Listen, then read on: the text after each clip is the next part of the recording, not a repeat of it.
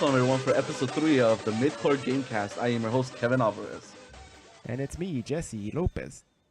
the one and only Jesse Lopez of Oh. Rhode Island. Rhode Island, Connecticut. Nah. Oh my god. Anyways, Quahog. welcome back to another episode.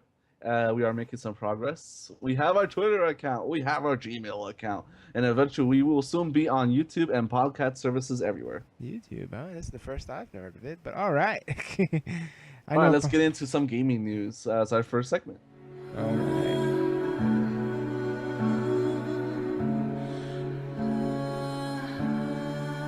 All right, first on the gaming news chop block. It's not really a chop block, it's more just the gaming news chart in general about games. Yeah. Anyways, Metal Gear Solid 5 has a release date. Oh, yeah? When is that? That is coming out in September 1st, 2015. 2015, huh? I hope it stays in that 2015 area. September 1st? I hope so, man. That game's looking good. There's no other games being released in September. So since they're the first ones to announce that release date, People are I'm going to pretty stay sure, off. yeah, other games might veer away from that release date. No, wait, there's another game that announced September 1st. I forgot which one though. But it's like Halo? one of those. Not Halo. There was another game that also announced that it would come out September 1st. Mad Max is going to come out September 1st. Is that really a competition against that one? Nope. if anything, it might get overshadowed. But who the hell really wants a Mad Max video game? I do, but I'll get it on the cheap side once. Have you ever played the older ones? All those Mad Maxes back in the day? I don't think they had. Wait, they had more Mad Max games in the past. I believe so. I didn't play any of them. Unless I'm mixing it up with something else. I like the movies. The movies were cool, and if that's why I want to get this one because I heard it's a very cool representation of the new movie. I'm probably mixing it up with another game, but whatever. Whatever. Well, at least we're finally getting a Metal Gear Solid 5 release date. We're gonna be playing that game for September, and that's gonna be our first big game of the holiday season. Yeah. Whoa! Watch out for that climate change. Can't. That's what they've showed in that technical preview. Remember? I remember. eBay when they were just eBay E3. E3? when Oh, I mean he's the weather walking effects. yeah, the desert, and it's suddenly a sandstorm. Oh my God! Watch out for those weather effects. That's what I meant. You confused me with climate change. When I hear climate change, I think of really hot or really snowy. I'm sure that's gonna be there. Alright. Well, we have that release date, so I guess we're gonna be looking forward to it as we named it as one of our year's most anticipated games of the year. Hells yeah. Are you gonna play it? Hells yeah. What system are you gonna get it on? Hells, I don't know. Doesn't really matter. They're multi-platform. No, it doesn't. It just depends. Probably gonna be on the one because that's where everybody's on. And one of our friends just got it. Finally. Yeah, but So- is he a Metal Gear Solid guy? No, just to talk to him while we're playing online. Oh. You know. I guess so. It's I don't like probably- to play with people when I'm playing story games. Whatever, fool. You know, you talk to me sometimes. Sometimes if I already played it before. Whatever. All right. Next up after this is we're moving on, right? Yeah. Okay. Well, one of our most anticipated games of the year that we named was Uncharted 4. It got delayed. Oh no. It's being pushed back to spring 2016 now. Well, they've been doing great so far. It's about time they kind of slow down, because they've been pushing those games out really quickly, and not to say that they suffered in quality, but it just seems like, how are they pushing out these games so quickly, and we're still waiting for that Guardian game from the creators of Shadow of the Colossus. You mean Last Guardian? Last Guardian, there you go. And Hey, according to Shuhei Yoshida, it's still coming out. oh boy, It's still in the works. It was 18 years supposed later. it was supposed to be like a launch title for the PS3, and it's PS4 time. Not really a launch title. I think like a few years after. But come on, where is it? Okay, next piece of news. I want to talk about the releases of March, so let me just pull out the list here. Okay, some of the most notable March releases for this month is DMC, the Definitive Edition, on multiple platforms. You also have Mario and Donkey Kong Tipping Stars on the Wii U and 3DS coming out this month. What the hell is that? You know the little minis, the little screw Mario things that run across the fields, like a little puzzle. Oh, They're like wind-up toys. Oh, okay, yeah. Yeah, Okay, cool. They made that for the Wii U. That's I yeah, probably. and 3DS. This is their first cross buy title. So if you buy one, you get the other for free. Oh, cool. Helldivers came out, which I heard is a pretty cool game. It's kind of like pretty much Starship Troopers, like a really cool version. But friendly fire can kill you. Everything can kill you if you're not careful, pretty much. Damn. Even like when I heard that you have drop pods, right? If you're underneath your friend's drop pod, it's gonna kill you if you don't get out of the way. That sounds hilarious. Hey, Hotline Kevin, Miami. watch out! Oh no. I got splattered. That's too bad. Hotline Miami 2 coming out also on multiple platforms. The third episode of Resident Evil Revelations. We have that new game for the Xbox One, Ori and the Blind Forest, which I heard is getting pretty good reviews. Just some technical problems. We also get Codename Steam on the 3DS, which is the new game from the people of Fire Emblem and Advance. What's it called? Wars Advanced Advance. Warfare? No, Advanced not War? Advance War. Um, Advance Wars. Advanced Wars, yeah. Just Yeah, flip flop it. yeah, the people from Advance Wars. We also have Battlefield Hardline coming out this month. Final Fantasy Type O. Hardline. Final Fantasy Type O with the Final Fantasy 15 demo. The fourth episode of Resident Evil Revelations. Hey, The second episode of Tales of the Borderlands Episode 2. Hey, We Typo. also have Bloodborne, a big game that's coming out. Borderlands: The Handsome Collection. We also have Axiom Verge, and I think, I think those and Dead or Alive 5 last round for the PC. So I think those are the most notable releases coming out this month. Sweaty physics. Anyway, Sweat. Typo, what's your opinion on that? I have not played it. I actually haven't seen any gameplay on it either. I have no idea what that game is. So most likely I'll just buy it and then play it. Wasn't it a cell phone game in Japan? That was a PSP game. I don't know anymore. I think it was a PSP. Yeah, Yeah. I remember seeing the comparisons. There's PSP, and then they showed the HD version of the same game. Yeah, but it doesn't look like a PSP game. It looks like a HD game, you know? Have you seen it? Now it Yeah. does, because I've seen some of it. because they It remastered looks it. like a Monster Hunter thing to me. Oh, the gameplay? I don't know. I don't know what it is. I haven't seen enough gameplay yet. I've seen just a seen lot of screenshot. cinematic. Yeah, I've just seen a lot of cinematics and stuff. Whatever. I heard it has a more mature theme compared to other Final Fantasies, so I think that's pretty cool. Okay, but technically, we just forgot to mention that last time that Final Fantasy 15 is going to be rated M, the first one. That's going No, to it's be not. rated M. Yes, No, it it's is. not. Yes, it Is is. it? Yeah. When? Yeah. Yeah. Come on. Check I gotta that look out, this up. son. Check that out, son. All Until right, you talk about the next thing then. While I look this up. well, that's kind of depressing. When you look for that up. Okay, so the next thing we're gonna talk about is the loss of a dear, wonderful, great actor of our time, of our geeks. You would know him if you watch Star Trek. It's probably the one No, before. Final Fantasy 15 is not the first rated M game. It's Final Fantasy Type 0. That's rated M. That doesn't count. Anyway, Leonard Nimoy passed away. Yeah, the old Leonard Nimoy. He is not with us, but he left a great body of work. Yes, he did. So, For most notably, he played Spock on Star Trek. yeah. He was Sentinel Prime in the Transformers movies. He was Xehanort in Kingdom Hearts, the main bad guy of the entire thing. Oh, Jesus. Jesus Christ. I He can't was believe also Galvatron in the Transformers 1980s movie. Gee. It's pretty depressing way to end the news. No, but you know, everyone has to pass at some point. But he died peacefully at home. You know. As far as we know. No, I know. I heard about the news review. So he peacefully died at home. Yeah, you know what peacefully just passed out right now? My dog. He just farted. I know he farts a lot. He just farted right now. Have a good one, Leonard Nimoy. We enjoyed your work. I just hope they finish Xehanort's dialogue lines. There's someone easily fixes that one. It's just, I am Kingdom Hearts. That's not even it. Shut up. He sounded more old, more raspy. I'm trying to, but I am not old. They can get someone that's old and do it, most likely. Troy Baker. Yeah. All right, let's move on. Cause we wish you the best time in that beam me up Scotty kind of way. See you later, Leonard Nimoy. Live long and prosper, or in your case, die and prosper. Oh God. It's not in a mean way. All right. Anyways, that's it for the news, and let's get on to our news section, which is Evolve any good?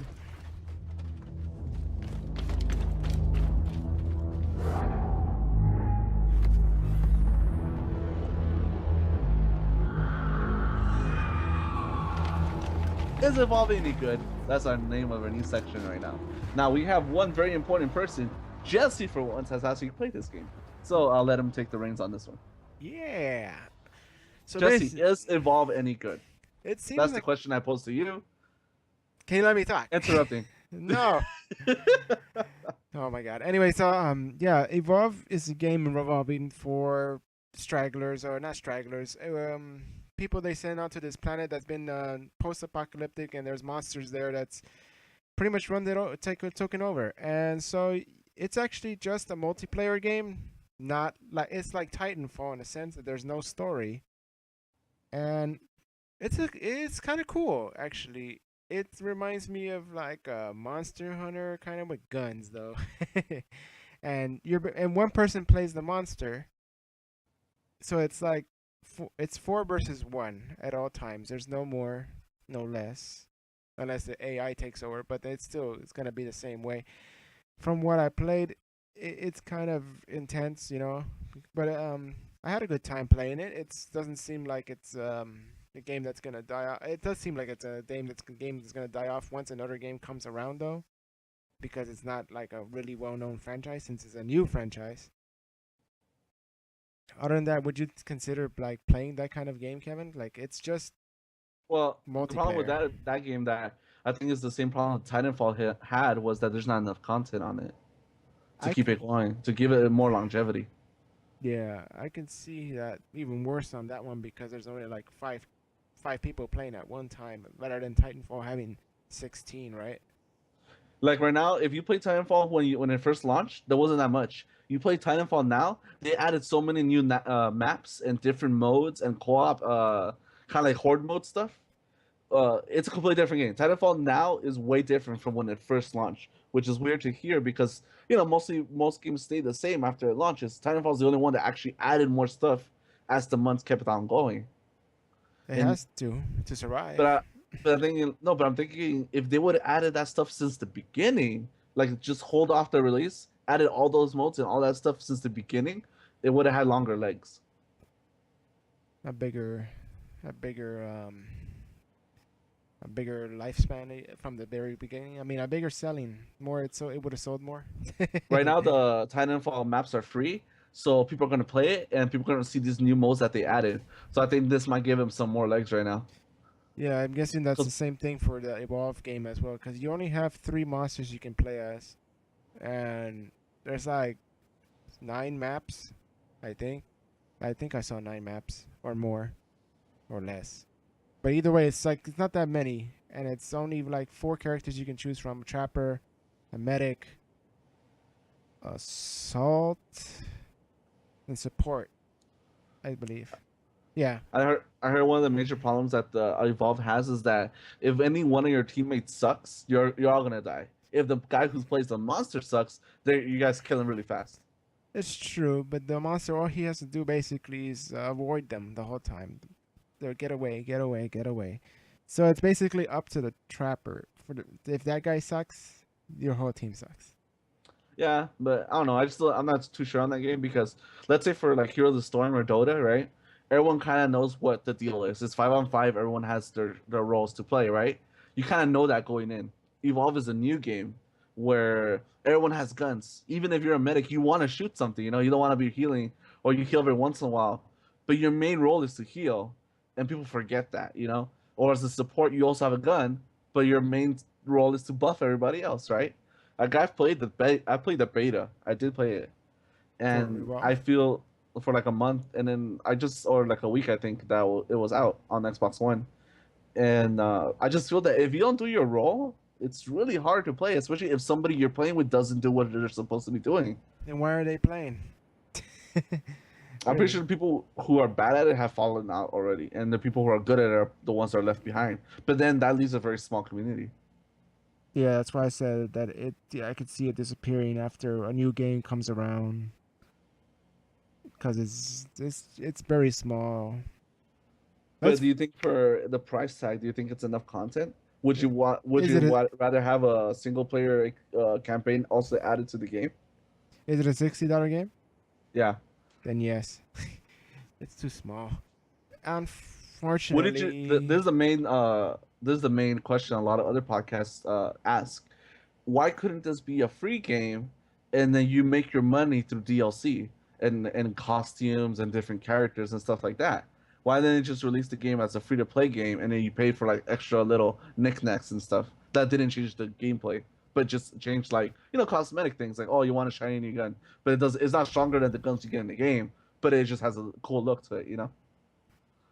I don't know. I guess they were afraid of actually not selling anything at all. Then I'm just thinking like it's just so new, and that's why they gave you guys the beta, so you could try it, and then try to achieve the most money they can with the $60 price tag, because I don't think people will receive that beta like you. That Yeah. seemed like you were like, oh, this doesn't look so cool. Yeah, that beta did scare off a lot of people. So I'm assuming, yeah, if it's still out there as it being free, like how other podcasts say that they wanted it to be, they wouldn't have made that much money. Probably the people that would play it would just play it standard without paying anything. All I know is that the MPD reports for February came out when Evolve came out, and Evolve made like eighth place. I want to say eighth or seventh place. But the game that sold the most that year, I mean that month, was Zelda Majora's Mask, and that sold 500,000 copies. So it made less than 500,000 copies, and I don't think that's enough to cover a multi-million-dollar game. It's a multi-million-dollar game. Oh yeah, definitely, it's a AAA budget game. Evolve. Yeah. Oh, that's too bad. And what's weird is that it's made from the same people who made Left 4 Dead, which people still to this day play a lot. Yeah. But I can understand Left 4 Dead. Left 4 Dead is more fun because nobody has a role. You all trying to survive zombies, but not one's not the medic, the other one's not the whatever. Like you don't. You just have to evolve. I mean, not evolve. You have to survive the zombie apocalypse together and help each other. That's more. I don't know. I just find it easier than having a specific role. Like you're a trapper. You have to make sure you trap the monster, and you're the support. Make sure to support people. Hmm. I guess yeah. You're just blowing away zombies in the other one, and Yeah, make and sure. then if somebody falls, pick them up. Whoever's available, pick them up. It doesn't have to be a specific person. Yeah, because See, the once the medic healer's has this. yeah, I once think the the medic med is dead, you're screwed. exactly. Yeah, exactly. Like you're pretty much screwed. But then the support's there to support the medic, and I'm guessing it's supposed to work like the You take assault out supposed. one member of that equation, and it all starts falling apart. Yeah, but they're supposed to be all helping each other out. Like supposedly the support gives enough buffs to the medic so that the medic doesn't die, and Well, the assault would push you away because of that. And then it's very role from what I specific. played in the beta, that's what I got from it. How about you? You're playing it at full release with the updates. How was your experiences playing the game? I played a few matches. When I was playing against a monster, I we killed it, and then I got killed like three more times afterwards. Oh. So then when I played monster, and my friend played the monster, he's really good at it, and he got away from them very easily. But they also mentioned online that the support class, the trapper, was AI supposedly, and they couldn't find him easily. Supposedly Mm. the AI is still having some trouble because it's not human, as much as a human would or do the Yeah, specific like things. if you guys can find a third or fourth member, they just put a computer AI to do it. Yeah, and then Which, right which I there, don't think is fair either, because AIs always are bad. yeah. So they gotta figure that out. Like make the AI somewhat better than what it is, but not as good. As into like immediately find a monster and then just automatically do some crazy things that that would make fighting games impossible. That kind of AI. Mhm. So as far as it is, it's not. I would not buy it. I would rent it. Okay. All right. Maybe a $40, $30 game. You know what? You know what game has evolved? Monster What? Hunter 4 has evolved from its previous predecessors, and we'll talk about that next with my Monster Hunter 4 Ultimate review.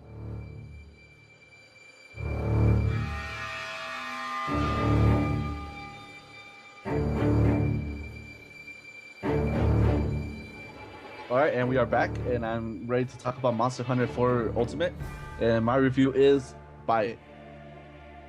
Done deal, huh? Done deal, buy it. Just buy it. Just buy it. Anything specific that really brought you into that world? Okay, this is my stance on Monster Hunter. I played Monster Hunter Freedom Unite, and I hated that game. I didn't understand what was going on. The tutorial was awful.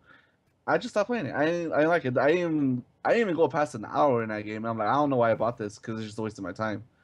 And I left it alone for a long time. And I know people played in high school with us. They were all up about Monster Hunter, and I did not get why.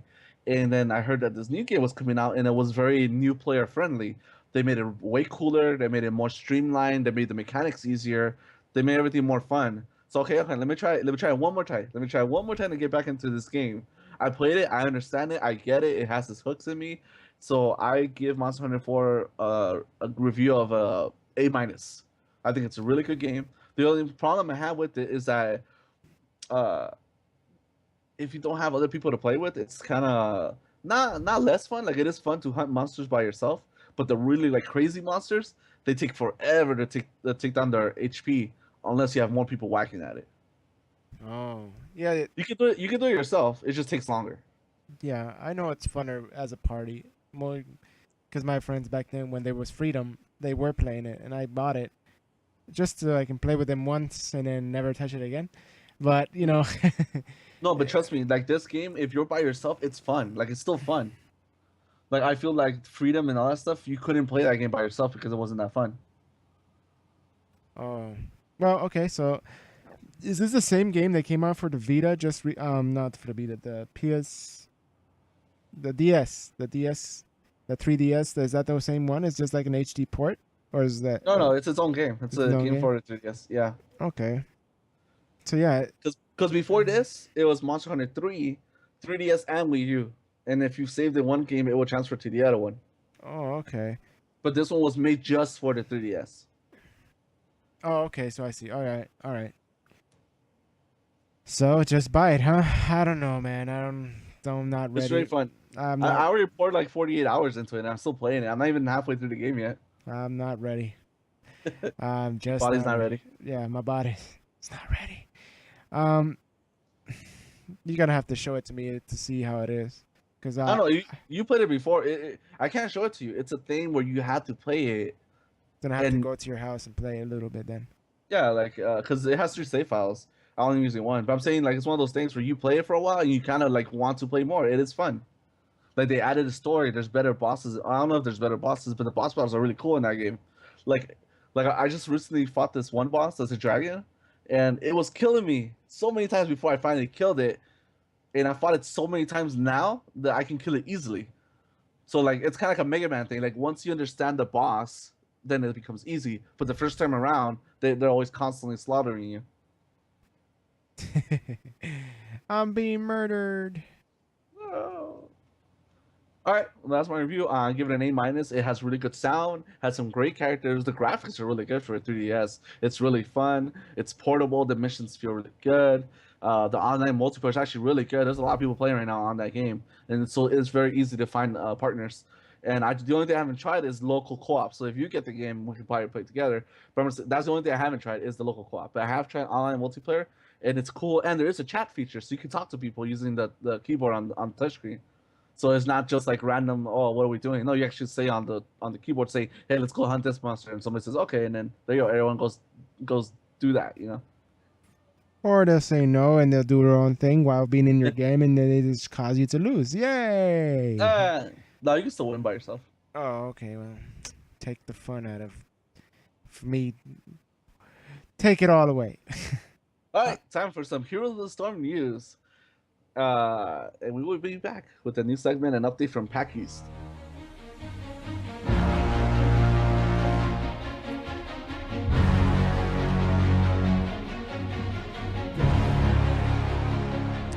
Welcome to our Heroes of the Storm update.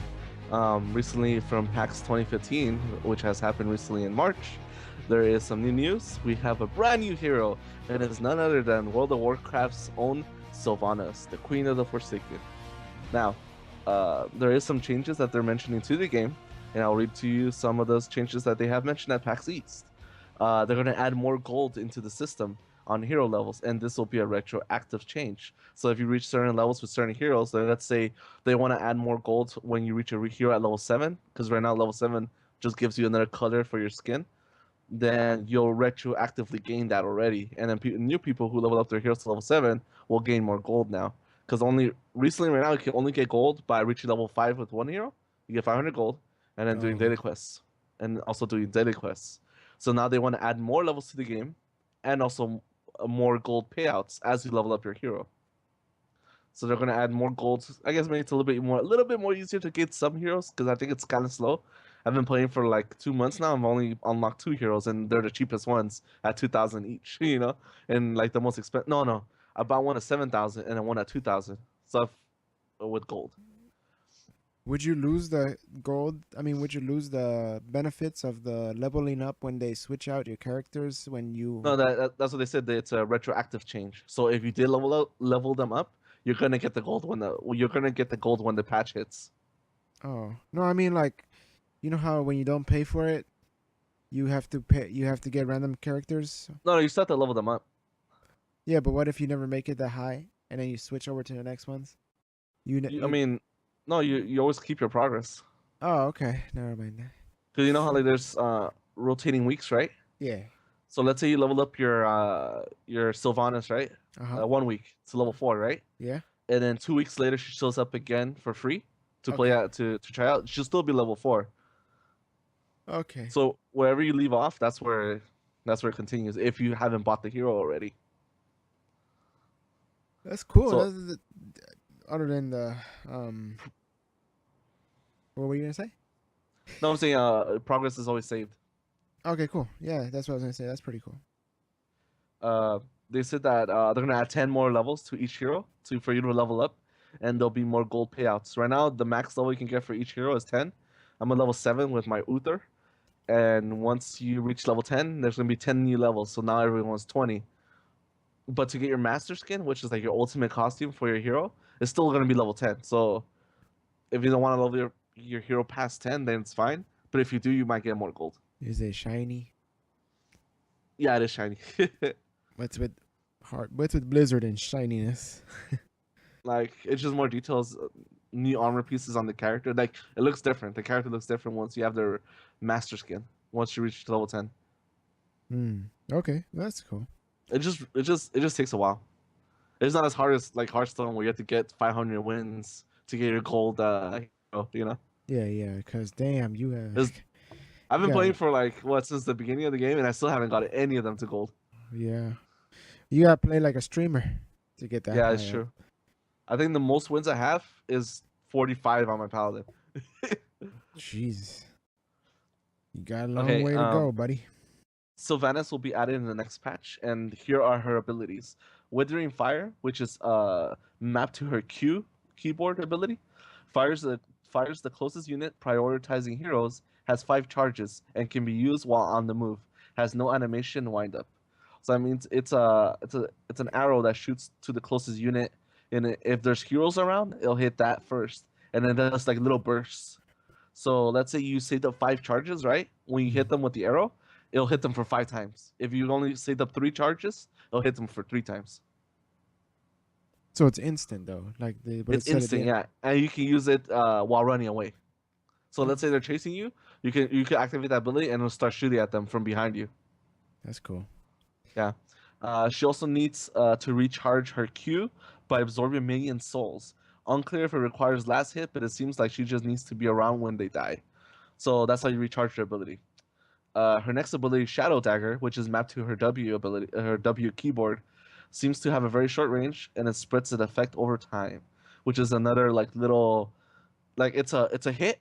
Let's say there's 3 minions, right? You hit the one in the middle, it'll spread. It does like a little burst AOE, but small one. Oh, like a little. Okay, yeah. I understand. She has her new ability called Corruption. It's her passive ability. Each hero has a passive ability that's always active.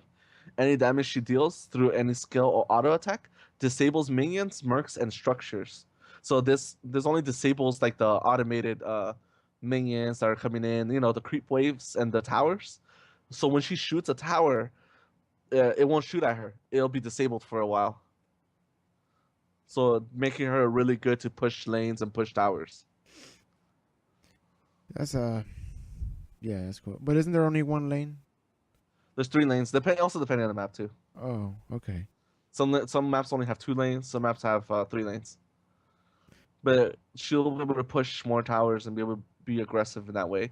Her getaway ability, which is her escape, it's called Haunting Wave.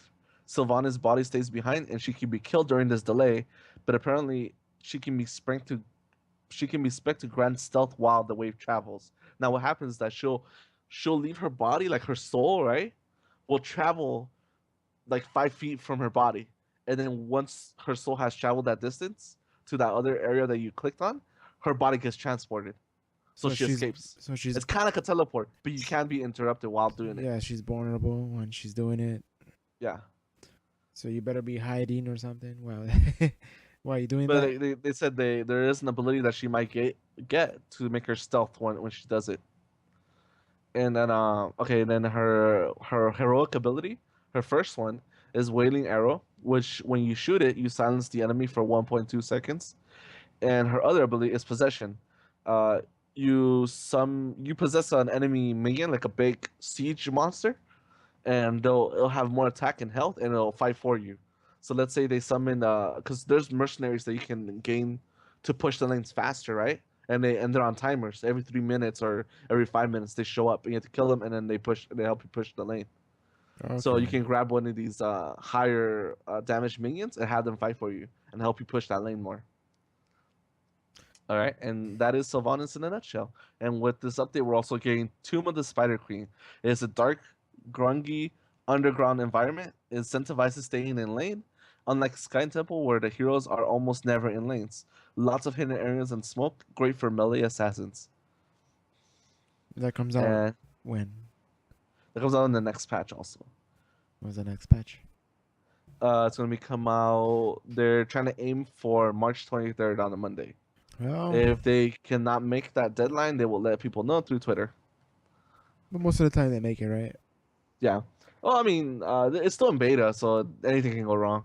Still, sometimes they will, It all push goes things wrong. back. It all falls apart. The game breaks. Never. All I know again. is that they're making it easier to get more gold, which I think is pretty cool. Get buy more characters because there's a certain thing in the game called Hero League, where you can.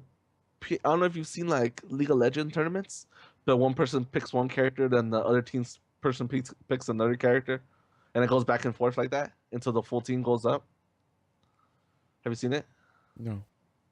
Because that way, it's like a competitive way of playing the game, but you can't access that unless you have 10 heroes. Oh. So once you have 10 heroes, then you can be part of that game mode. So it basically says you can't play this until you buy the whole thing. Or with money or gold. But Yeah. I think that's pretty. I have 2 right now, so I just need 8 more. But still, Yeah, you got a the long way. but they're adding more gold to the game, which is fine. So hopefully, I'll be able to gain 5 more before the thing goes live. Still Live need as in, 3 more. So yeah, that's our Heroes of the Storm update. And let us know if you're playing. You can find me on my Battle.net ID, Superior2099, and maybe we could team up and play some quick matches on Hearthstone. I mean, on Heroes of the Storm. Betray him. Betray him now. He said Hearthstone. Have ye heard the rumblings? The mountain stirs once more. Beneath its crags, cliffs, and rocks, there's evil in its core. And welcome back. This is the hero of the hero of the storm. The Hearthstone. Hearthstone. This is the Hearthstone section of the podcast. Yay! Everybody likes Hearthstone. Well, We need hopefully, to stop having those 2 segments together. yeah. We need to separate them. That's probably because they're made by the same creator. And it sounds similar. And yeah, okay. So let's see. Funny thing though is when you return to your base in Heroes of the Storm, you're using the Hearthstone. To go back. Yeah. Because the Hearthstone's a little stone. Oh You my- see in the beginning of the game, it's a little stone with a spiral. Yeah. That's a Hearthstone that comes from World of Warcraft. Get And out you of use that to town. return back to town. Get out of And, town. and Heroes of the Storm, we would use it to go back to the base. Get the out of here. We got you. I know. All right. So let's see. There's a new expansion coming out for Hearthstone. What is it, Jesse? What is it? Well, I don't know. Let's find out. Oh, I know. It's the Blackrock Mountain cards expansion. Ooh. They're going all with the good old Molten Core raid from World of Warcraft. I wouldn't know, but you would because you almost died there. I never played it, honestly. I never played that raid. Never mind that. But I know of it. Okay, good. I'm glad you know of it. So I know that's where Ragnaros comes from. All the Dark Iron Dwarves come from. There's a lot of little dungeons that come from that area too. That's I wouldn't know. Like I said, I didn't play, but that's cool that you know. As long as one of us knows, that's the best. Thing. Hey. So from that means we get new cards as well. How many of them? I think 15. 31 again, also. 31 again. Yeah, just like Naxxramas. Okay, cool. That's a good amount. Let's see what we got here. So far, they've only mentioned 12 actually. The first one they showed were 9, but now they have 12 cards. Then they showed us a legendary at first, like how they always do, and it's Ren Blackhand. Battle cry: if you're holding a dragon, destroy a legendary minion. That's specifically very, very destructive for legendary decks. I guess it's going for Doctor Doom. I guess so, but I don't know. A lot of people are saying this is a bad card. It costs 7 mana. It costs 7 mana to activate. You still need a dragon to use its effect, and at 8/4 it can still get a big game 100. That's true. They can really get big game 100. But recently, Trump on his YouTube videos and Twitch stream, he was talking about how this legendary is really bad. It's really, really bad. Why would Blizzard give us such a bad legendary? But he's theorizing there might be another card that synergizes really well in this set that with Ren Blackhand, because they're saying that somehow in the trailer they show a dragon legendary that costs 4 mana and it's also an 8/4. So he just theorizing there might be another card that goes along with this card to make it a lot better. It's possible. But you know Trump has been wrong before. You know when he True. said hunters are dead after the increase of the buzzard bean from 3 to 4, I think, or 2 to 4. And then now they're just so aggro, it's not even funny. Yeah, Hunters- they went more aggro, but before it was a mid-range deck. Yeah. So They could go into a long game. They can't go in a long game anymore. in other words, don't trust Trump. He may be good at playing the game because he plays a lot, but don't trust him. But I'm just saying, if you're gonna be paying money for this expansion or gold, whatever, it still costs a lot of gold and a lot of money. And you get this legendary, it's kind of useless. Like even the legendaries from Naxxramas, Kel'Thuzad, and Lothweb, they're really good in certain decks. This one seems very bad. Yeah. So there has to be another card that synergizes really well with this one. All right. Well, until we get that, we haven't got it yet. But let's Well, see I'm hoping there's a good card. Well, let's see what's the next card then. It costs 5 mana. I wonder what Okay. it's called. Let's call it. Oh, it's Grim Patron. Patron. Patreon. What the hell did I? He's a patron. Patron. Patron. That's a good drink. Now, if you don't remember who the Grim Patrons were, they're in that bar in that dungeon of, I think it was called Blackrock East Dungeon, and there are a bunch of little dwarves just drinking. And then once you destroy the barrels, they all start coming at you. Because you broke their drink. Yeah, you destroy their drinking barrels, and then they all start attacking you. So it's that part of the dungeon that these guys come from. Really? Okay, so whenever this minion survives damage, summon another Grim Patron. So That's pretty cool. it summons another level 5 mana monster. But the thing is, they're only 3/3. Can get killed pretty easily. A lot of people were saying that if you put Warrior's Bouncing Blade with this, you could fill up your entire board with 3/3s. It's probably, but I don't know if the bouncing blade will have to do it first, and then it will do its effect. Before it's No, it does it first, then does its effect, then does it again, then does its effect. That's how it goes. Are you sure? Yes. Okay. It works on Acolyte of Pain. Let's say you have an Acolyte of Pain by itself out there, right? Uh-huh. And you use Bouncing Blade, you get all 3 cards because it hits once at a time. So it hit him, it'll hit Acolyte of Pain, and then it'll do the effect, and then it'll hit him again. And Yeah, then, exactly. So- Effect. And again, effect. so, oh, that's so weird. So you could summon let's say you have 7 mana, right? Yeah, Summon Grim Patron, yeah. then Bouncing Blade, and then Yeah. you will fill up your board. If it doesn't hit the same one 3 times in a row. Well, Bouncing Blade keeps going until something dies. Yeah, if it doesn't hit the So same you one. might be left with 3. 6 3-1s. Let's just say. Let's say it hit every one of them evenly. You'll be left with 6 3-1s. Yeah, the worst case scenario is that you only have 3 Yeah. because it killed that one that wasn't from the start. You can also use it with any other warrior card that does 1 damage. You can use it with mage. You can ping it, and suddenly you have a 3-2 and a 3-3 on the board. You keep on pinging it. Yeah. Non-stop pinging. Mm-hmm. Yeah, it doesn't seem so bad now that I think about it. But it just had really high mana cost. So this might be like a mid-range deck. It doesn't seem powerful enough for a late game play, and you can't use this early game either. So it might be somewhere in the middle. You have to use it somewhere like midway through the game to get the most value out of it, I think. Yeah. Unless they all want to be flame striked in the end. Oh no. Because I was thinking maybe you could use this guy and Elven Archer, right? The 1 damage Uh-huh. with the Shaman deck, and then Bloodlust. Oh my god. So then they go. But there's not that many cards that just do 1 damage. Because Shaman doesn't have a ping, and it doesn't have abilities like the Sure it does. warrior it's called- does. It's lava burst. You do No, it. it'll kill it. And electric shock. It silences it. Right. Oh no, I guess not. All right, let's moving on. Mana 4 cost, Hungry Dragon. From this expansion, it seems that we get a new class, Dragon Not too class. fast. We've had dragons before. But We they should get weren't more of them. called. But they weren't called dragons, were they? Yeah, they are.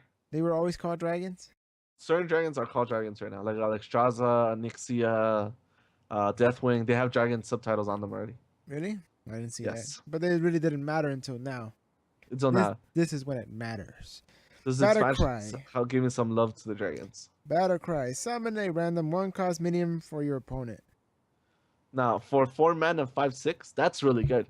As long as you can take care of that 1 mana minion. What is the worst thing you can get? That's 1 I don't know. I guess that 1/1 that's stealth and has poison on it. But I don't know how much that one costs. Is it 1/1? It's a 1/1 like rogue card that's stealth and it has poison.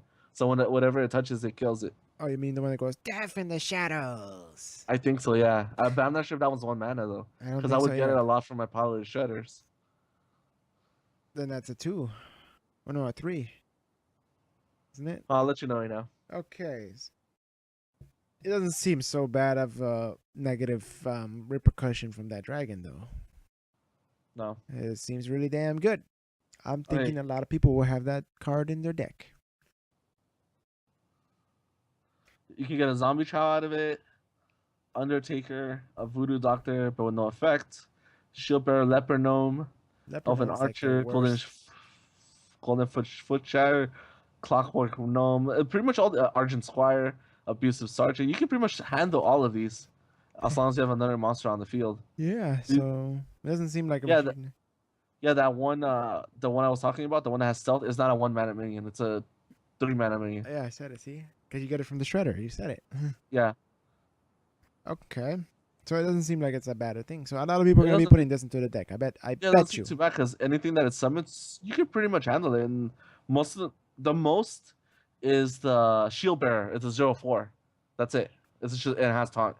That's the most that you could have trouble killing, but it doesn't do any damage to you, so that's not too bad.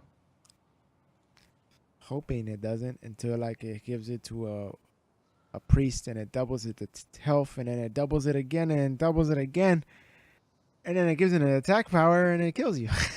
Right. All right, let's move on because that's pretty straightforward. Yeah. It's pretty good. That's the point. Next up, 3 mana, Blackwing Technician. She has a battle cry of if you're holding a dragon, gain 1 and 1 for your damage and your health as a battle cry. This for 3, that's pretty good too. If you have no dragons, this card isn't that good. Yeah, it has to be a dragon deck. It has to be a dragon. But let's say you're not drawing anything, you need something on the board. This is like a suboptimal play. But it's not too bad because what else costs 3 mana that you see a lot of people use? I would think the Harvest Golem. It's a 2/3 that turns into a 2/1. So that's 4/4 worth it. 4/4 worth no 4/5 worth of stats. It's a No. little bit better than this one because this is a 3/5 worth of stats. It's also a 4/4. No, Yes, Kevin. Harvest Golem is 2/3 and then Yeah, 2/1. Yeah, 4/4. Oh, it's a 4/4. Yeah, right. We have mathematics, Kevin. Mathematics. Okay, yeah. So this has 1 less attack but 1 more health. So I guess it's equivalent to a Harvest Golem. The only thing I guess. can see equivalent to is the actual thing that it's cost the same. Is that priest, not the priest, the mage card that gives health when you have a secret. That's the same thing, same cost, except the effect is different. Mm. That's what's equivalent to that one. But nobody uses that one either. So. I used it and I lost. Tried my best. I'm just saying this might be interesting if it's a dragon themed deck. Yeah. But I'm just saying that a lot of other classes have really good three drops, that Yes. might not want to like replace it with this, Yeah. Like priests, their 3-drop is really good. The Dark Cultists, they wouldn't want to, and it's really hard to put new cards into a priest deck because every card has such a specific role to it. I don't see priests running dragons anyway. No, and then for 3 mana, most paladins will run Aldor Peacekeeper and Muster for Battle. So there's not that much space for this. But who knows? We don't know. All right. So next up, 5 mana cost, Dark Iron Skulker. His battle cry deals 2 damage along to all undamaged enemies, minions only, And it's a rogue class card. which is kind of weird. Rogue. That's cool. That's like what's it called? What's that one spell they use all the time? That's a 0 mana spell and it does 2 damage to undamaged minion. Backstab. Yeah, backstab. This is backstab the entire board. Is it backstab or is it shank? I No, it's forgot what It's called. backstab. It's backstab. Yeah. So you're pretty much backstabbing the entire board as long as they're not damaged. Oh, my back. It's free because it's a battle cry, so you still get a 4/3 out of it. Yeah. That's I think that card's pretty good. Alrighty, that's pretty good card, but yeah, I can see. I'll see it in their decks. Yeah, I would see it just to destroy some taunts or damage the taunts, to get them out of the way so they could do their stinking Tinker Oil nonsense. Anyway, Does this fit in a Tinker Oil deck? I don't think so, but it might fit in a different type of rogue deck. Miracle. No, this has to be a more aggro type of deck. I think it fits in the Tinker. Okay. All right. I'll show you. Next card we have is a 2-mana shaman card called Lava Shock. Deal 2 damage, unlock your overloaded mana crystals. Now, this is a really good card because, when you use certain shaman cards, it overloads your crystals, so you can't use that mana next turn. If you use this card, you can use that mana next turn, or use that mana that you locked this turn. But as long as you use it after the crystals are locked, you can unlock those crystals. So you're pretty much getting mana back. So this might open up, like, you might see Earth Elementals, you might see more overloading cards, and then getting that mana back for Shamans. This might be a big game changer for them. A lot of people are speculating, well, we don't know yet if this is worth it, but if most people are really excited about this card. But it's also, is it during the attack? I mean, during the turn that they are overloaded, or is it prior to when they're You going? can do it the turn that they're overloaded or the next turn. You know how and they can't use their mana, you can unlock it. The point is your mana crystals have to be locked. If they were locked last turn and they're unlocked this turn, there's no point in using it. Yeah. And you also need to use it in order. Like you need to summon, let's say, Lightning Storm, right? It locks two mana crystals, right? you need to use the lightning star first and then use this, not use this and then the lightning star. No, don't be silly. No, but they were just clarifying if whether or not you had to use it within the turn. Oh, they talked about this already? Yeah, but they clarified that you need to use whatever overload cards first and then use this ability to unlock them again. All right, cool. So this returns mana back to the opponent. So there's a cool shaman card. We'll see how it plays out, but this might help shaman route right now because shaman's not really that popular. The only one that's out there is mech shaman, but even then, that one's not that good. It's okay. But not that great. It's not that great though. We don't see that many shamans run in the game anyways right now. I do. Okay, next card we have is a 4-mana warrior card called Axe Flinger. Whenever this minion takes damage, deal 2 damage to the enemy hero, and then it's a 2/5. This is good for a warrior card because they have Whirlwind, Taskmaster, all these things that do 1 damage. So then you're just doing 2 damage to the enemy's face. I like it. That's gross. You can actually, the max it can do is 10 damage to the face. I know, huh? If you get everything. Yeah, scary. Well, and then you have 2 of these. That's devastating. There's 20 damage to the face. Yeah. That could, like, if you have the bouncing blade, and it Oh bounces, yeah, huh? and it bounces around with 2 of them out there. Oh my god. That will hurt. Pretty much a game. These are like perfect game scenarios, though. Yeah, where there's no enemies and They can't do anything about it. there's nothing they can do about it. Yeah. How much is a bouncing blade? 2 mana. So you can get 2 out there and then bouncing blade. That's the perfect scenario. Yeah, I like this card. I think it's pretty cool. Will it be used in Control Warrior right now? I really doubt it. I think it will because Warrior's just being bagged on so badly. They're just trying to figure out a way to use them. Yeah. Alright, next card we have is a 1-mana Dragon Egg. Whenever this minion takes damage, summon a 2/1 Whelp. It's a 0/2.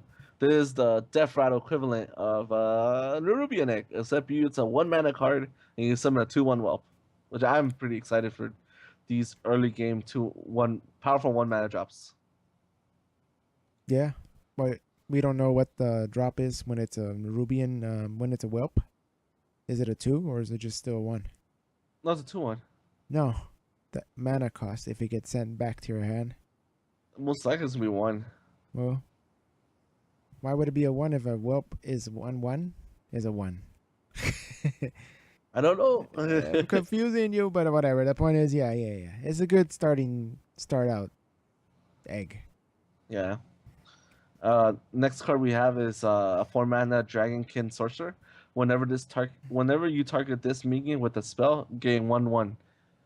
So it's a 4-mana 3/5, and you target it with your own spell, it becomes a 4/6. Well, I think it's okay, but that means you would need to have spells that buff your creatures, kind of like priests that have the power of shield. You put a 1-mana to this guy, and he'll gain 4/8 with the stats. Can be very destructive. Yeah. We'll see how this one turns out in the future. Last 3 cards. We have 3 class-specific cards. You have the 3-mana mage card that's called Flame Waker. After you cast a spell, deal 2 damage randomly split among enemies. I think it's pretty cool because Blast Mage right now is a 5/4 that when you have a mech, split 4 damage across the board. And this one, it stays on the board, and when you cast spells, it does 2 damage randomly to the board, to the enemy board. So you could like summon this and then like Blizzard and Frostbolt or something, and then that's 4 damage right there. And as long as you keep this guy on the field, he'll keep doing 2 damage. So it's almost like a knife juggler, except spell version of it. Yeah, this is it. And it's pretty devastating if you because the knife juggler is a 2-mana 3/2 that does 1 damage every time you summon a minion. And this one does face. And this one does 2 damage for every spell you cast. And let's not forget that's what's it called? Spare parts count as spells. Yeah, of course. Yeah, so then those cost like 1 or 0 mana. so you can use those and it'll activate its effect. So it'll be in a spell. It'll be in a mech deck then, huh? Maybe, I don't know. I really don't know. Like all these cards, I can never see how they come out, but when they finally come out, then you start seeing how these start to fit. Okay. So next one is. The next one is a 4-mana hunter card. It's a rare card called Core Rager. Battlecry. If your hand is empty, this gains 3/3. So it's a 4/4 naturally. So if your hand is empty when you summon it, it becomes a 7/7. Pretty good top deck card, no hand card, because it's devastating as a 7/7. Sure, it could get big game hunted, but maybe you could use that as a distraction for when you summon your Doctor Doom, Doctor Boom. Yeah, but you would have to guarantee your Dr. Boom the next turn. I don't know. Because you sound like you're pretty much screwed. Because that's Well, the last card in your hand. depends what you're fighting. Because some cards have easy removal. Maybe you're trying to bait it out, Okay. But I don't know. But this just seems like an interesting card. I just don't know where it's gonna fit in Hunter because it seems too slow for an aggro deck, but it doesn't seem that great for a control deck. Because if you're a control, you shouldn't have an empty hand. That's a control deck. You should always have answers and things you could be doing. So it has to be aggro. Or mid range. Not sure. But I like it. It looks really interesting. You might as well run at least one just in case when your hand is empty, you can summon this. And they have to deal with it, They might not have removal at the time. So this could do a lot of damage if they don't have any removal. Okay. Well, we'll see what happens. Next That's up. a beast. So What? let's say you top deck this, right? Oh no, you can do you draw this card, right?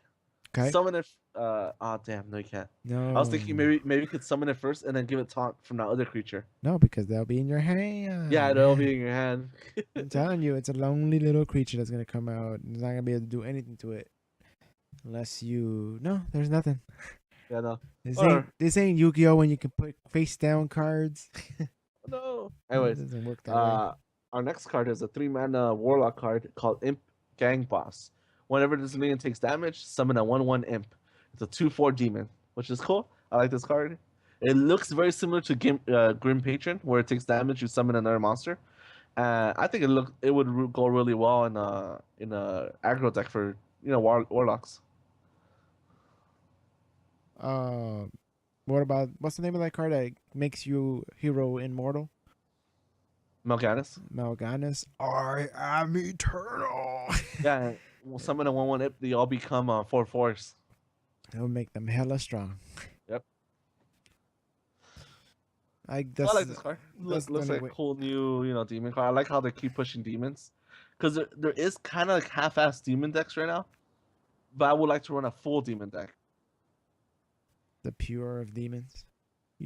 I would think you're demonic, Kevin. Oh no, I just like demons. I want to rip your face apart with demonic powers. Oh my gosh. All right, and that's all 12 cards. Also, if you pre-order the Blackrock Mountain expansion, you'll get a nice exclusive card back. Jesse doesn't think it's worth it. I like it. It looks pretty cool. Because then I have to pay with actual money, and I don't pay with actual money. I pay with in-game currency, which is the gold. I use money on this game every once in a while. Why? I think they made a fun game and they deserve to be paid. All right, then pay them. Gee. I am paying them, and they like it. I bet they do. They be laughing all the way to the bank. I'm just saying, there's a lot of free-to-play games out there. This one's the only one that I find it worth it. Yeah, I guess so. Yeah, in that sense, I suppose. Yeah. Because Blizzard games, they stay on for years. People still play Diablo 2, and they still support the servers for it too. And that game came out in 1998, right? When the internet first began. I don't know. Somewhere there. But then people sure bagged on Diablo 3, didn't they? Yeah, but then it got better. Well, it's because they had to abide by the Patreons. They overhauled it, but that's the cool thing about Blizzard. They're willing to overhaul their game instead of just be like, oh, we'll be better in the next game. They're not EA, they're not Activision. They're willing to fix the game until it's fixed. Well, they are Activision. Okay, I might sound like a Blizzard fanboy, but well, they are Activision technically. Yeah, but there's still their own color. Whatever, I don't know. The point is, I think it's pretty cool. All right, cool. And that's the end of the Of our update. update. Keep tuned for the new updates and the new cards that come out to light, and we'll review them and talk about them on the podcast. And we are an And hour we'll let you in. know until it comes out. Sorry, just I keep it up to you today. I don't know why. I don't know, but we are an hour. You gotta force in. yourself. We Talk are louder. an hour in now. Damn it. All right. Well, thank you for listening to our podcast. We'll hope to see you later on this March with some new topics, some certain Nintendo news, but I'd rather say that for later. And Aw. thank you for listening. Hopefully Jesse will have this up by the end of March, and hopefully you'll be able to listen to our podcast, and we'll hopefully have this in a more timely fashion. Yeah. All right. Well, keep playing games. You can reach me at Superior2099 on Twitter. You can send emails to midcoregamecast@gmail.com. And you can reach Jesse at Midcore Gamecast at emk.me. Yeah. Don't forget to also see our Twitch channel. Sometimes we stream. Once we get an audience, you can watch a stream. It's EMK Guild, and we do have a YouTube channel called Welcome to the EMK. It's an old channel. We might change it. We don't know, but it used to be our old school videos from high school. A little bit embarrassing, but if you want to see what other stuff we've done, you can watch it, and hopefully we might update that channel with new videos as us being older and more creative and more money. We And just don't have the time. and same immaturity though.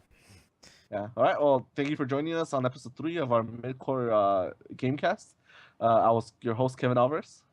And I was Jesse Lopez, and now I ease someone else. All right. Geek out. Peek out. Ah! Just play like hardcore music. Rah, rah, rah, rah, rah.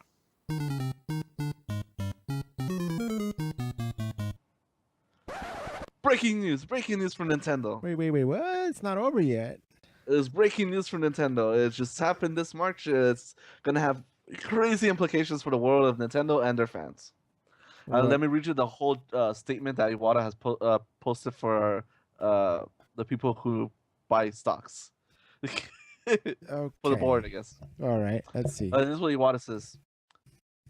Nintendo and DeNA will jointly develop and operate gaming applications for smart devices in the global markets. With this alliance, new entertainment that utilizes Nintendo's IP will be provided globally via smart devices. Needless to say, we are challenging ourselves in this new business area. We hope that hundreds of millions of people will use and enjoy these products. As for which Nintendo IP will be used, we do not intend to make any exceptions. Potentially, any Nintendo IP can be used on our smart device software. On the other hand, as I just said, games on smart devices require ever-evolving services rather than just being a finished product. A combined effort will be necessary to operate them. People's attention would only be dispersed if we simply created the number of titles we simultaneously release, and we could not expect to expand our business. Accordingly, we will narrow down the titles for development and operation to some extent. Please also note that if we use the same IP on our dedicated video game system and smart devices, we will not port the titles for the former to the later, just as they are. There are significant differences in control, strengths, and weaknesses between the controllers for dedicated game systems and the touchscreens of smart devices. We have no intention at all to port existing game titles for dedicated game platforms to smart devices, because if we cannot provide our customer with the best possible play experience, we would just ruin the value of Nintendo's IP. And if I can talk a bit further of our game development plan, we will continue doing our best to develop dedicated game titles for our dedicated game hardware platforms, just as we have been doing. For smart devices, even in case we utilize the same IP, we will create completely new game software that will perfectly match the playstyles of smart devices. As for the details of game applications for smart devices, we will make the announcement on other occasions. I hope you will look forward to our future announcements. While this is not something directly relating to the collaboration that we have announced today, here's one thing I would like to mention to avoid any misunderstandings. Nintendo has decided to deploy its video game business on smart devices, but it is not because we have lost passion or vision for the business of dedicated video game systems. On the contrary, now that we have decided how we will make use of smart devices, we have come to hold an even stronger passion and vision for dedicated video game system business than ever before. Nintendo has made this decision because we have concluded that the approach of making use of smart devices is a rational way for us to encourage even more people around the world to recognize the great value and of our wonderful game software available on our dedicated game systems. As proof, the Nintendo maintains strong enthusiasm for dedicated game system business. Let me confirm that Nintendo is currently developing a dedicated game platform with a brand new concept under the development codename NX. It is too early to elaborate on the details of the project, but we hope to share more information with you next year. Smart devices will have the widest reach and thus have the strongest potential for us to connect to the largest number of consumers. We aim to construct a bridge between smart devices and dedicated video games hardware that connects consumers to our dedicated video game systems.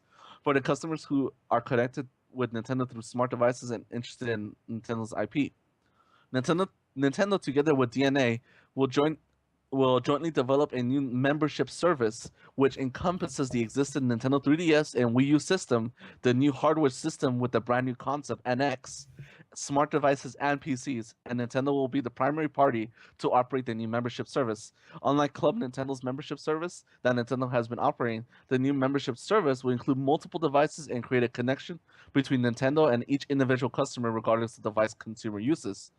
The membership will form one of the core elements of new Nintendo platform I just mentioned. The two companies have decided to collaborate because the challenges we explained today, the strengths of both Nintendo and DeNA will create an extremely powerful combination. That's it. Who the hell is DeNA? DeNA is the people that made that Transformers free-to-play game. They make those card battle games for free-to-play. Okay. They make mobile games. Nintendo is getting into the mobile game business. Dear God. You're gonna start seeing Nintendo, not Marvel. You're gonna start seeing Mario, Zelda, Metroid on your smartphone.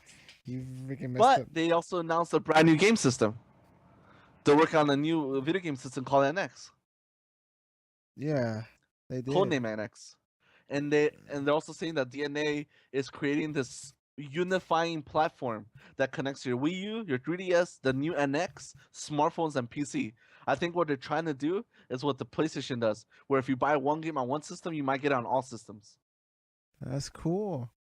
That's cool. Is it gonna work? Now, Are they gonna have this it on huge news, iPhone? one, because they announced a new console. Yeah, Does that mean the Wii U is screwed now? maybe. Okay. Two, does this mean the bad news for Nintendo ahead? Because they have mentioned before they will never get into the mobile smartphone business because it would diminish the value of their games because they don't want their games for free or $2 or $3. They want complete value for their games. They said that it will give them greater appreciation for dedicated consoles. Yeah. I don't know. What do you think? man. I It's don't know. Nintendo's moving to the mobile market. They're creating a unifying platform. That gets me excited. That means there's going to be a membership. They said there's going to be a new membership program. I wonder what the hell that means. Oh man, I don't know what to think about it either. In a brand new game system that utilizes everything, both the smartphones, 3DS, Wii U. I don't know what they're gonna do. I just don't know. Do you think it's gonna be a huge Game Boy that plays Wii U games and 3DS games on the go? No, because people have always speculated that what Nintendo needs to do is to make a video game system that you could take with you, but also play on the big screen when you get home. So it's like a Wii U, but that you can more take with portable. Yeah, but when you get home, guess. you can play it on the TV somehow. That's what people have speculated. That's what they should do. And by this new NX console, it sounds like it because it's going to utilize things from the 3DS and from the Wii U. NX sounds crazy. What do you think of the whole smartphone business? They're teaming up with DeNA. And this company is just for smartphones. They've only ever made free-to-play games. That's all they've ever made. Free-to-play smartphone games. They could ruin it. There's a small chance. Well, they're saying that Nintendo right here says that they will always oversee all parts of the project and they always have the final say to any of their IP. We'll see. I know this is crazy because last year they had said to investors, "We're not going to do this," and now they're caving and they're doing it. Yeah, that's I never expected them to do it either. one, this could be really cool because it might bring people to the Wii U and to the 3DS and to the NX console. Who knows? But I don't think that's gonna happen though. Like, what makes you gonna go? Oh, I like this Mario game. I should buy a Wii U. You know, like on my phone. I like this Mario game on my phone. I should buy a Wii U or the NX. You know. Yeah, that's totally what I'm gonna do. I like this Clash of Clans. I'm gonna buy this console where Clash of Clans is. Because it's bigger. But Uh, I don't know what to think about it, man. It sounds ridiculous. Well, but the one thing they did mention was that they're not gonna port any games to the smartphones that doesn't work. So you're not gonna see Super Mario 3 on it. You're not gonna see like those games that require, like very specific controls. Like very specific timings and stuff. They're making games specifically for touchscreen, kind of like Hearthstone. oh, so I guess we can get Pokemon. I'm not sure. The one person said that Pokemon makes the most sense because it doesn't really require a lot of crazy stuff. Yeah, it's all turn based. It's all turn based. You just choose things. Yeah, exactly. Not required. It's not reaction based.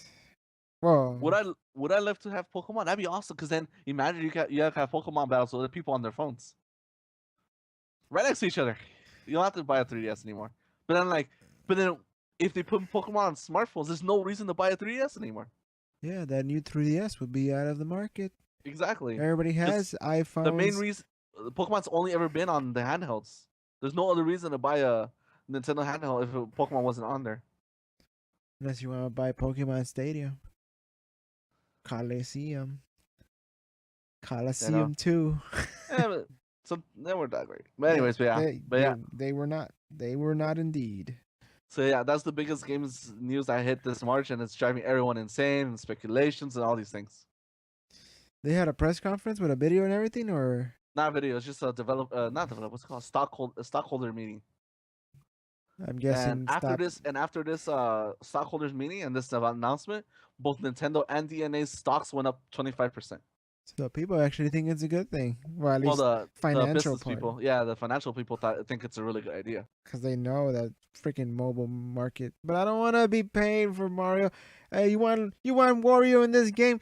Oh, here's an extra. You ran out of mushrooms. Do you want one for $2? Yeah, you want more? You want to play again? You want to try some more? I don't see Nintendo doing that, but the thing is, this DeNA company, I see them doing that. Because that Transformers game that they released recently, they charge you for every fucking thing. Everything. They charge you for any little thing in that game. And if you're not paying money to it, you're going to lose to people who do put money into it. Because then they're stronger and better than you. It's a pay-to-win game. God damn it. That's not cool. Well, hopefully Nintendo does a good thing. I like this because one, there's a new console coming out. Two, most likely it's not gonna come out next year or in 2 years. It might come out in 2020. Because if they announce it this year, but there's not gonna be any new information until next year. So we might either see it in 2016 or you might see it in 2017, the new console. So we still have our Wii U. We still have, there's still gonna be games on the Wii U that we can still play. One, do you think it'll be backwards compatible? Because that's kind of what they did with the Wii and the GameCube. Once they pushed out the Wii, they just made a lot of the GameCube games compatible. Weren't they all compatible? Well, I mean, I'm just saying, like, the reason why Zelda took longer, the Twilight Princess, is because they were launching a new system. So they wanted Zelda on Wii, so then the game took longer on both. Yeah, it was delayed on the GameCube and it released with the Wii. Yeah, I remember that. I remember that because I was waiting for that game forever. and supposedly Zelda's supposed to come out this year. Do you think they'll delay it so that way it can come out with the new system? Oh God. That's one speculation people said. Well, if they make it 4K definition, then hell yeah, you can keep on making me wait. Well, I'm excited if they do unify everything. Where, let's say I buy freaking Super Mario World 3, right, on one system, and I have it on all the other systems. That's cool. Yeah, it wouldn't be that bad. I mean, I don't know how they're gonna put the high definition games on the smaller ones though. I don't know. We have to see, but that's the biggest news right now. That Nintendo has partnered up with somebody to do to get into the mobile game business. Speechless. Speechless. I don't know what to say. You sure gave me some time to think about this. Well, let me know on our next podcast. All right. All right, I will catch you guys later. And it has been my breaking news with Nintendo. That is pretty crazy. Crazy. Crazy.